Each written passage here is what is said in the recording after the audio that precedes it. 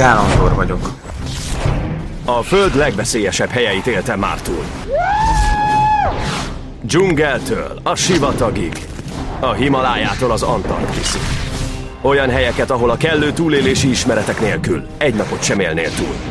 A mai részben a vadon helyett a betondzsungelbe vetem bele magam, és a természetet hátrahagyva az ember által létrehozott veszélyes terepet veszem célba. A végsőkig elmegyek.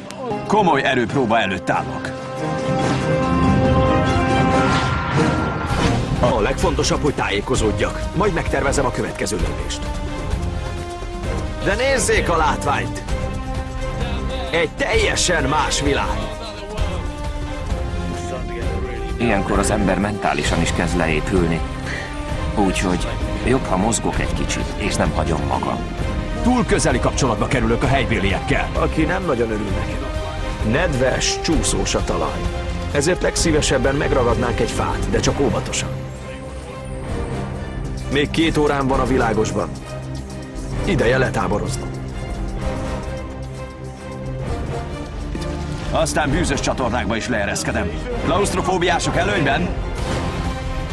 Soha nem tudjuk, min járunk, és pontosan mi van alattunk.